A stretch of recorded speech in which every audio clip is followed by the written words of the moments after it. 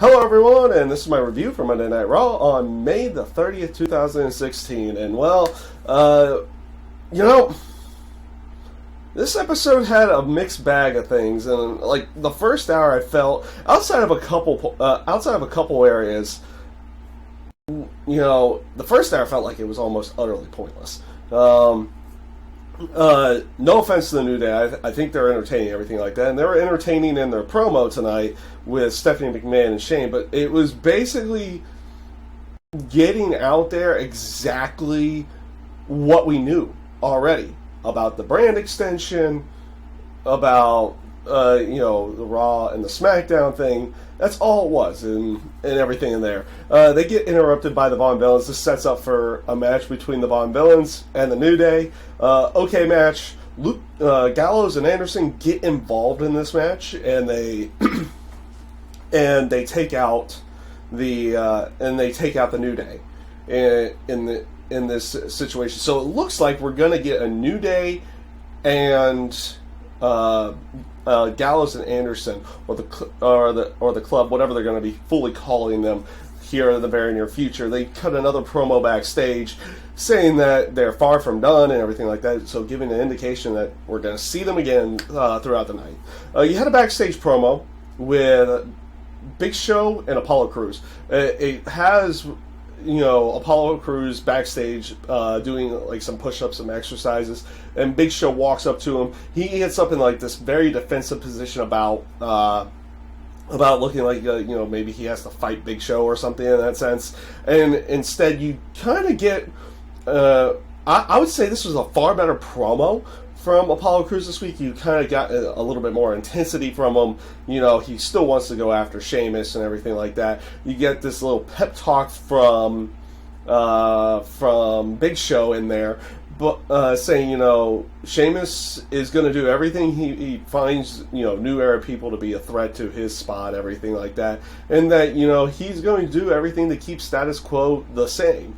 Basically, saying it's like the reason why Sheamus is going after Apollo is because he thinks Apollo's going to just back down and go away in there. And so Big Show asking Apollo through that is like, are you going to be that? And you kind of get this look from Apollo being like, maybe not. So this is where they're probably going to go with everything with Big Show, or maybe not Big Show, but with Sheamus and Apollo Crews. Sheamus wasn't around this week, so they did this to kind of rectify that entire situation.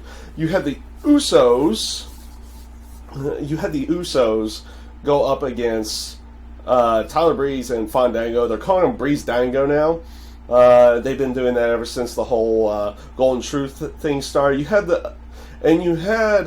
Golden Truth, you had Goldust and R-Truth out on commentary. You had them doing their typical shenanigans like R-Truth, like mixing up Byron Saxton for coach and everything like that.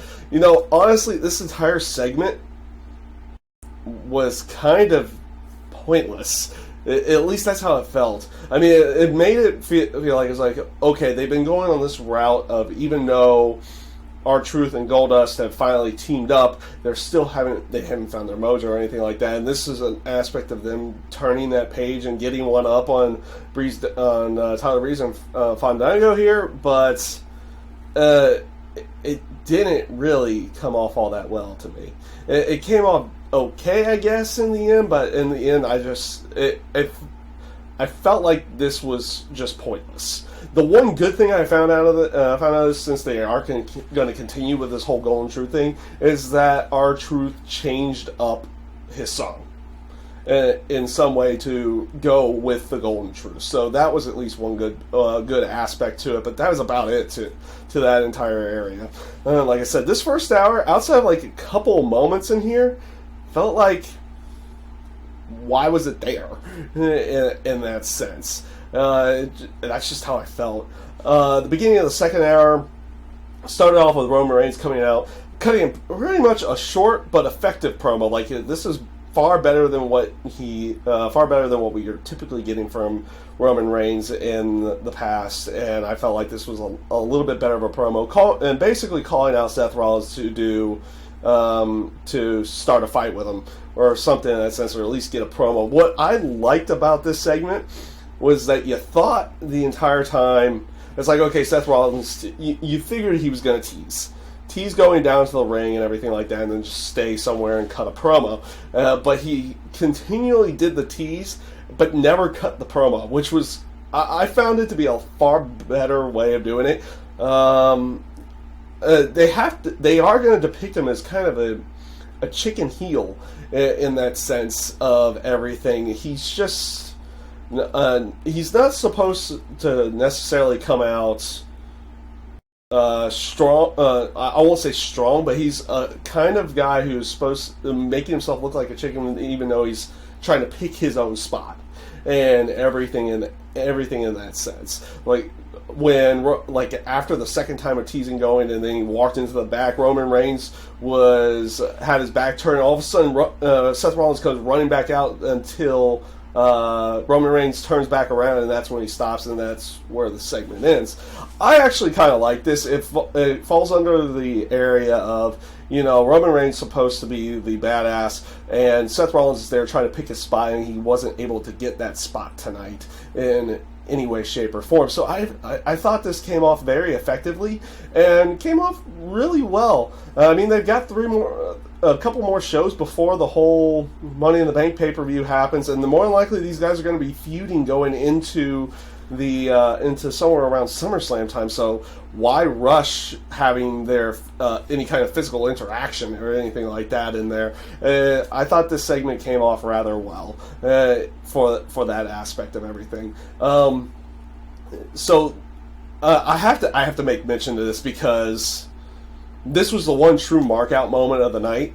They've been doing this whole hashtag hatch thing, and it did. And a lot of people ended up predicting what it was going to be for, not necessarily what it was going to actually be. Though you had it was for their initial tease or their initial bit for the WWE 2K17 and the pre-order, and basically the pre-order bonus in that sense as well. And it ends up being Goldberg, and I'll have to admit that is one time that I've actually marked out. I was a big Goldberg fan back in his days in WCW, and the aspect of him doing anything with WWE again, even if it's just the game, I end up liking it, and we'll see what the actual showcase mode and everything is going to be for WWE 2K17 this year. But they did a rather good commercial and a good trailer for 2K17 with this, with Goldberg, getting unlocking himself from the bunker, making the door explode, and then getting escorted by security like he used to do in WCW. I just like that whole aspect of it. So a good trailer, and actually kind of leaves me very interested for 2K17. One of the few times I said that about WWE games recently. So back into everything. Up next was Rusev versus Zack Ryder.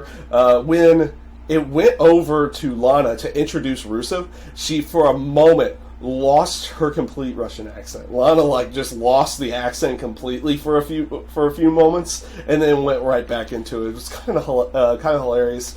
The match with him and Zack Ryder, not too much of anything really to remark about, other than the fact that he used the new variation of the Accolade with Kalisto. Where he puts a little bit more emphasis behind the camel clutch and everything. It makes it look a little bit more devastating. I know you can't probably do that with everybody, but with the way he did it with Zack Ryder and Kalisto, it really did come off well in there, and makes that move look a lot more devastating. I ended up liking that. The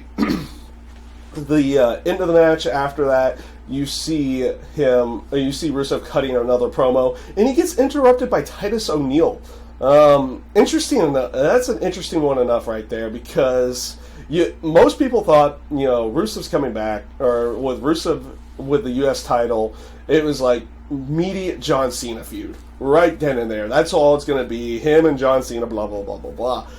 But it looks like they're going to go into some kind of feud with Titus O'Neil right now, and that's a good way of going, honestly. And in the aspect of keeping him away from Cena and having Cena do his own thing with his return, which I'll talk about here in a few moments. But first up, they had another Rising Stars promo. Not much to say. I don't think the gimmick's working, but they are trying really hard to make it work for them. So more power to them on that. But I'm not too keen or sold on it. But we'll see how everything goes on that aspect. You only had the one match so far, and now they're just kind of cutting promos in the back, and you don't see them anymore.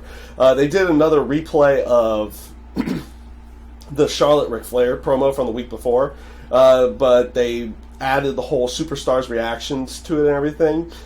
I actually kind of like this.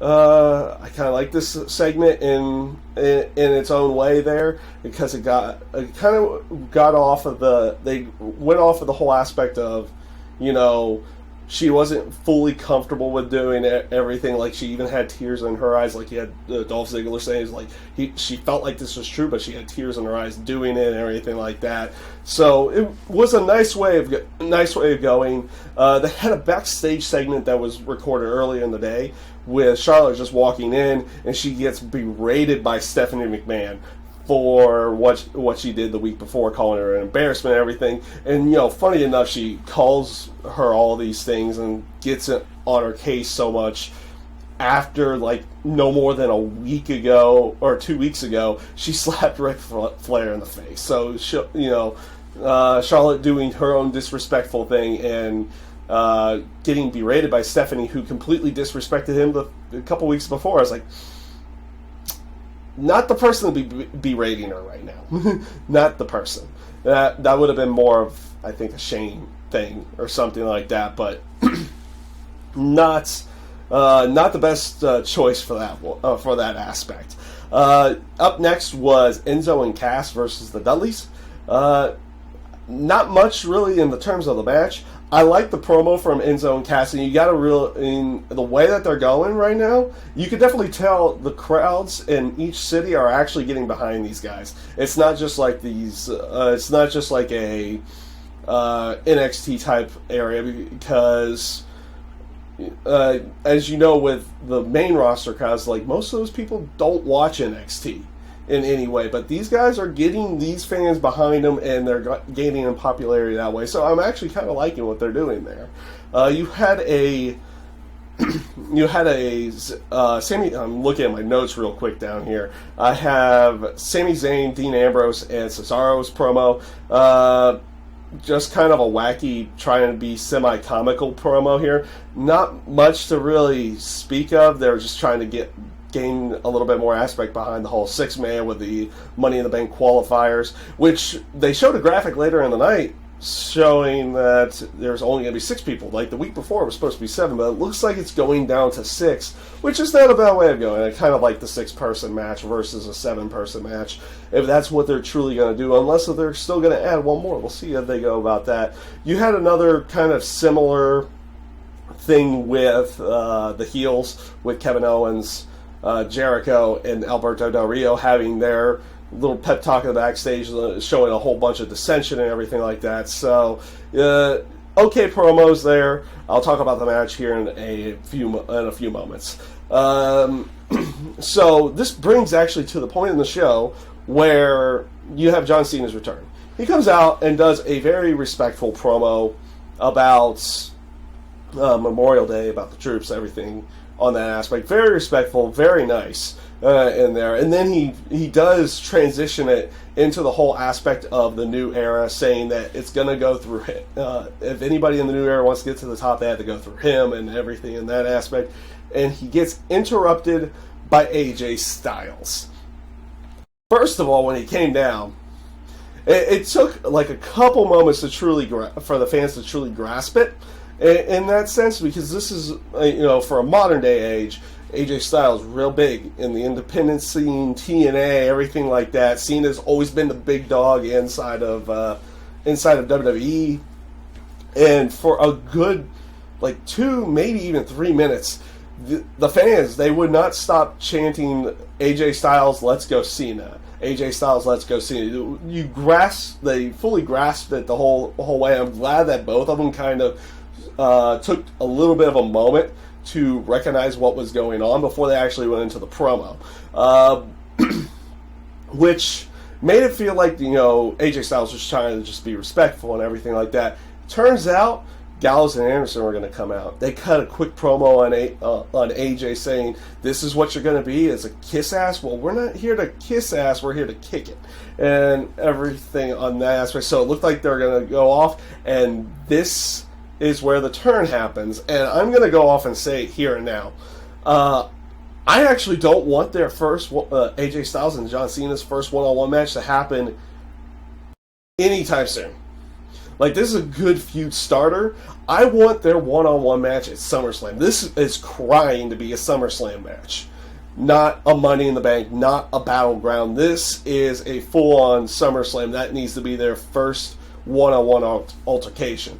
So AJ Styles and the club reunite, and they beat down Cena like multiple times. Like, they have to like Gallows and Anderson had to eventually pull AJ away because he keeps coming back to the ring to beat down Cena just a little bit more in there.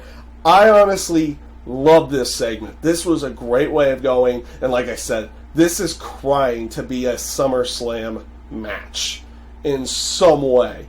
So hopefully that's what it's going to end up being. They can obviously throw New Day in there to maybe do 6-mans or something like that until they get to the one-on-one sector with AJ Styles and John Cena. It was a really good segment, and I hope they fully follow through with this one, with some really good matches between the two of them, if not just one really big one at SummerSlam in some way. After that, you had Natalya going up against Dana Brooke. Not much of a match here. Dana Brooke goes over relatively quickly after a distraction from Charlotte. They continue the beatdown, and Becky Lynch comes in to make the save. Glad to see that Becky's kind of getting back in there because she was having to continue the feud with Dana Brooke. So it does make a little bit of sense for Becky to come out there and make the save and helping Natalya, and they can probably do some kind of tag between the two of them. So it makes a little bit of sense. I wish they would have a little bit more to it, but it is what it is in this case. You have the whole aspect of Charlotte being like this overly crazy heel. So they didn't really need too much time for the match or really to build this. It was short and effective. It was kind of what it just needed to be in that case. Up next, they had Dolph Ziggler cutting a promo where he did his best Welcome to Chris Jericho's old promo from back in his WCW day, where he goes off and starts listing from 1,004 holds. And I do like the line that Dolph Ziggler gives, like, Baron Corbin's doesn't need $9.99 to know that I have 1,005 holds. That was a great line. That was a really, really good line there, and I really liked what they went, where they went with that. So this brings to the Baron Corbin Dolph Ziggler match. Was supposed to be a technical wrestling match, and it was pretty. I do like the aspect that Dolph comes out in his Kent State gear and everything like that. It came off relatively well in that sense. Gets like wrestling, like a wrestling hat on. I forget how they fully go with that wrestling gear, so we'll just call it the headgear for wrestling. And the match starts, and immediate low blow. Really wish they would let this feud end. I mean, it's a cool aspect and a good way of going. Dolph just trying to get a little bit of payback on Baron Corbin for the low blow, but I mean, that was a no DQ match, so it was supposed to happen. In this match, it's like, okay, really? And it's just like forcing this feud to keep going, which it needs to just be done in every way. So, up next, well, before the main event, they had a whole aspect of Maurice introducing The Miz, and apparently he's on site for, like, he's going to do an update weekly from the site of the Marine 5, so it's just another way of attracting heel heat, keeping him on there, and, like, telling people, it's like, you hate me, but I'm doing this, and I'm just going to keep updating you and updating you and updating you. It was like the old R&N segment where when Randy Orton had his when he had a shoulder problem, so he kept doing updates on a weekly basis to try to heal out everything on there. So not a bad way. It'd probably be a little bit of effective, but nothing too much to that side of anything. He's not really feuding with anybody at the moment. So up next was the Del Rio, Owens, Jericho versus Ambrose, Sami Zayn, and Cesaro. All I can really say for this is that it was a pretty good match. They had Dean Ambrose go over, so kind of makes people probably the lead to believe that they're going to be pointing at Dean Ambrose for winning Money in the Bank. I mean, they'll probably try to point in different directions, like who's going to win throughout the next couple weeks. So we'll see how everything goes. Nothing really more to speak about the storyline for this Money in the Bank match.